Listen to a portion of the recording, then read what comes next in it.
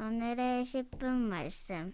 출애굽기 32장 15절부터 35절입니다. 32절 한 절 읽겠습니다. 그러나 이제 그들의 죄를 사하시옵소서. 그러지 아니하시오면 원하건대 주께서 기록하신 책에서 내 이름을 지워버려 주옵소서.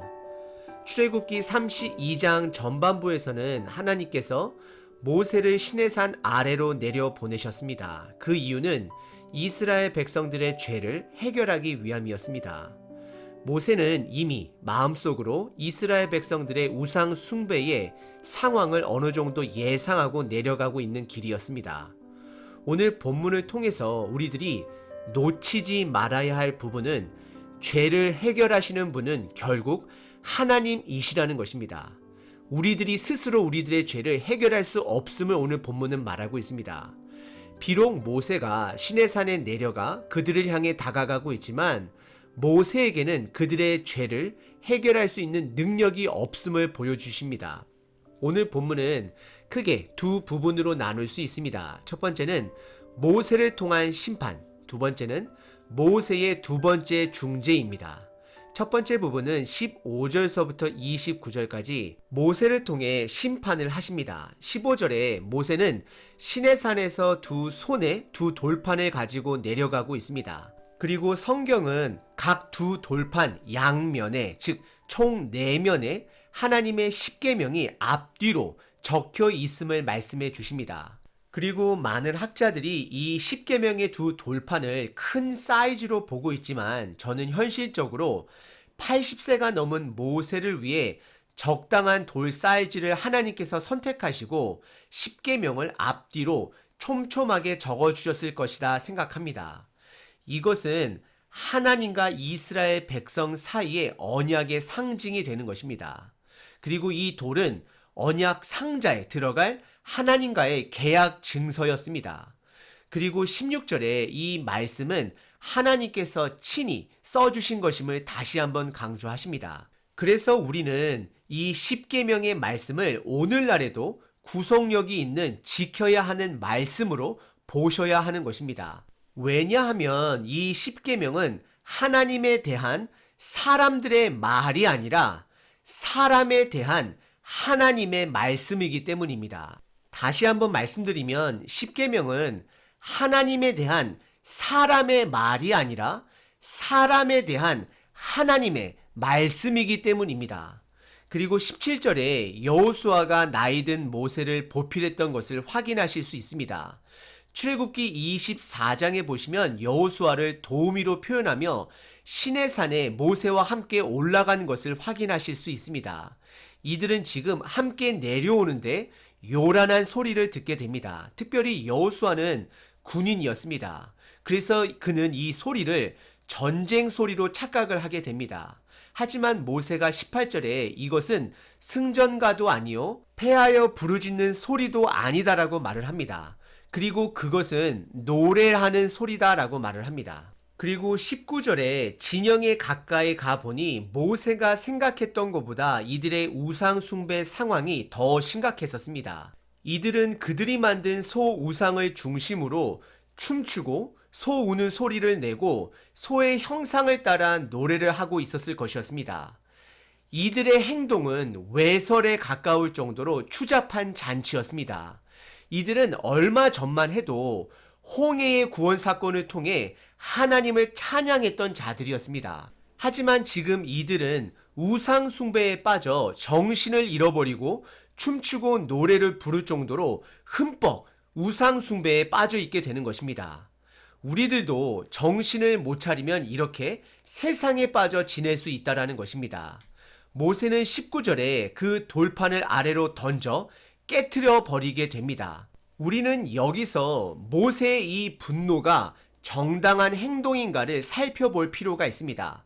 우선 하나님께서는 이 일로 인해 모세를 책망하지 않았습니다. 왜냐하면 민수기 20장 사건에서 가데스 지역에서 물이 떨어진 사건 때에는 모세가 본인의 분에 이기지 못하여 화를 내며 지팡이로 바위를 쳤을 때 하나님께서는 그를 분명히 책망하셨습니다.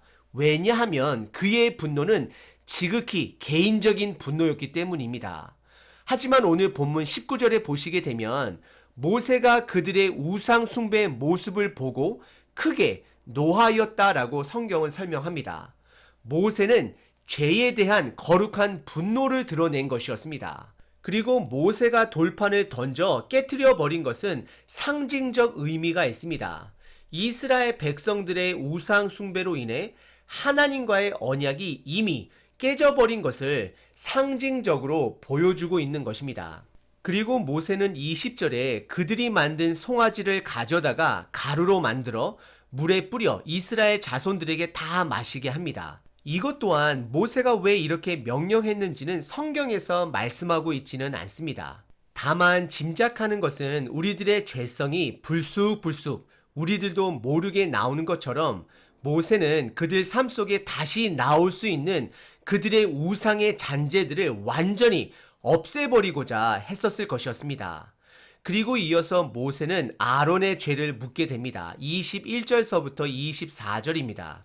우선 아론의 큰 죄목은 이스라엘 백성들을 죄악된 길로 인도한 죄인 것입니다. 하지만 문제는 아론이 그의 죄를 온전히 인정하지 않습니다. 아론은 세 가지로 그의 죄를 변명합니다. 첫 번째는 죄를 죄로 인정하지 못하는 태도를 취하게 됩니다. 22절에 보시면 내 주여 노하지 마옵소서라고 말을 합니다. 이것은 그의 죄를 온전히 인정하지 못하는 데서 오는 태도인 것입니다. 그리고 두 번째는 다른 사람들에게 책임을 전가합니다. 아론은 이스라엘 백성 탓을 하고 있는 것입니다. 22절에 이 백성의 악함을 모세 당신이 알지 않느냐라고 묻고 있습니다. 그리고 23절에 그들이 나에게 만들어 달라고 하였다라고 변명을 하고 있습니다. 결국 아론은 백성 탓을 하고 있는 것입니다. 그리고 세 번째 아론의 죄는 자신이 한 일을 부인하게 됩니다. 아론은 실질적으로 조각칼을 가지고 황금 송아지를 만들었습니다. 하지만 24절에 그 황금 송아지는 그들이 가져온 금 귀고리를 불 속에 넣었더니 자동적으로 이렇게 나왔다라고 거짓말을 하고 있습니다. 아론은 본인의 죄를 인정하지도 못하고 남 탓을 하며 자신의 했던 일을 부인하고 있습니다. 성경은 아론의 모습을 통해 우리의 모습을 드러내고 있습니다. 우리는 우리의 죄를 인정하지 못할 때가 많습니다.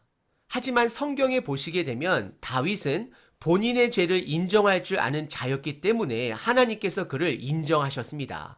시편 51편에 다윗은 무릇 나는 내 죄과를 아오니 내 죄가 항상 내 앞에 있나이다 라고 고백을 합니다.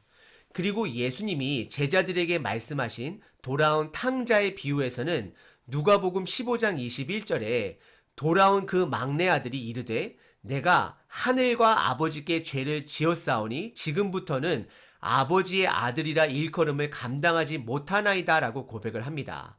우리는 우리의 죄를 고백할 줄 알아야 합니다. 그리고 더 나아가 사도 바울은 디모데전서 1장 15절에서 다음과 같은 고백을 하고 있습니다. 예수님께서 죄인을 구원하시려고 세상에 임하셨다 하였도다.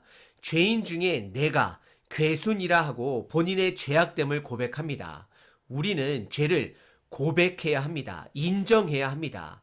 그래서 25절에 아론의 변명과 모세의 정확한 눈을 성경은 대조하고 있는 것입니다. 25절에 보시면 모세가 본즉 백성이 방자하니 이는 아론이 그들을 방자하게 하여 원수에게 조롱거리가 되게 하였음이니라 라고 정확하게 아론의 죄를 지적하고 있습니다.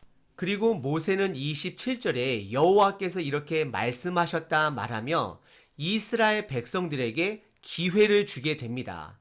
여호와 편에 서 있는 자는 내게 나오라고 명령을 하십니다. 즉 다른 말로 이야기하면 너희들이 죄를 인정하면 지금이라도 내 편에 서야 됨을 말하고 있는 것입니다. 하나님께서는 모세를 통하여 그들에게 다시 한번 구원의 기회를 주고 있는 것입니다. 그때 가장 먼저 반응한 사람들은 레위 지파 사람들이었습니다. 그리고 모세는 27절에 하나님께서 명령하신 대로 레위 지파 사람들에게 칼을 차고 아직도 하나님의 기회에 반응하지 않는 사람들을 죽이게 하십니다. 그때 죽은 사람이 3,000명이 되었음을 성경은 말하고 있습니다.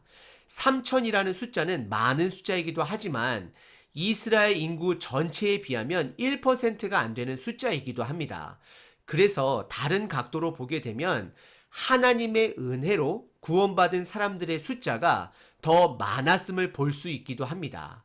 우리는 이것을 통해 반드시 기억해야 하는 것은 하나님의 구원에는 항상 심판이 함께 따라온다라는 것을 기억하셔야 합니다.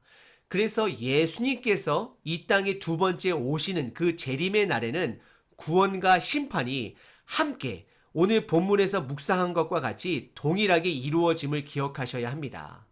그리고 29절에 모세가 하나님의 반대편에 선 자들을 죽인 레위 지파들을 칭찬하게 됩니다. 왜냐하면 같은 동족을 심판하는 것이 어려움에도 불구하고 하나님의 말씀 앞에 순종했으므로 그들을 칭찬하는 것입니다.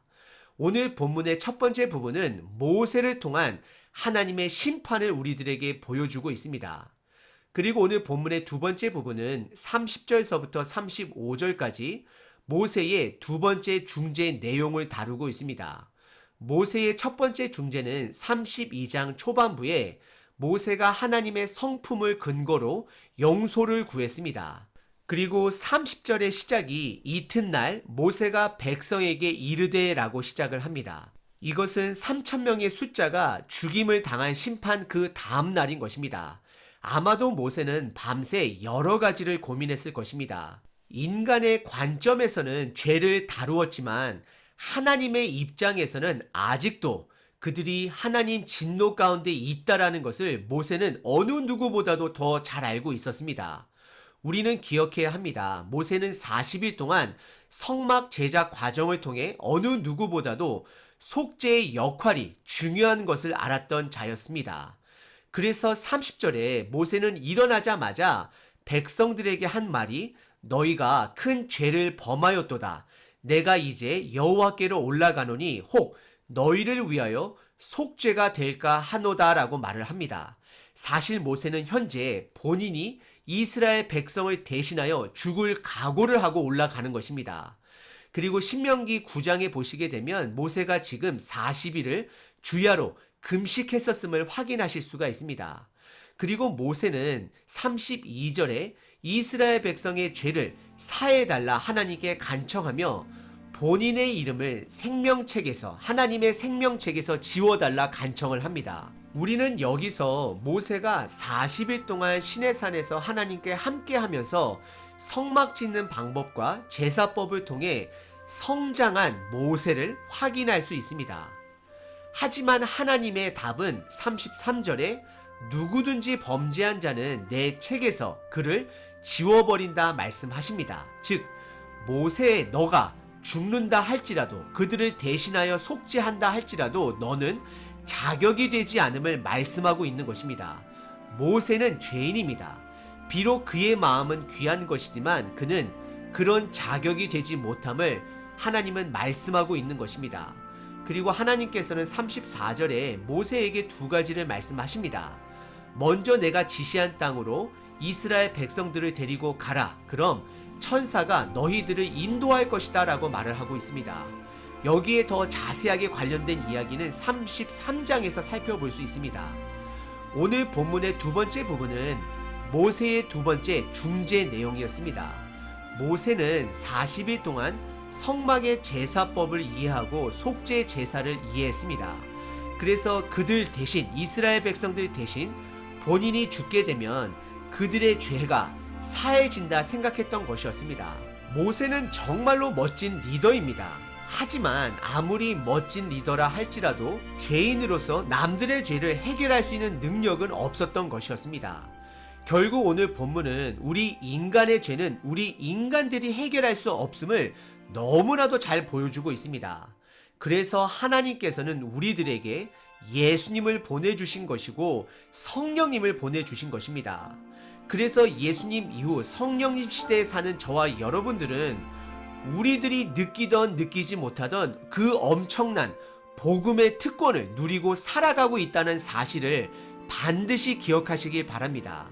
오늘 하루 우리의 죄를 해결해 주신 하나님께 감사하며 하나님을 더욱 사랑함으로 살아내시는 하루 되시길 바랍니다.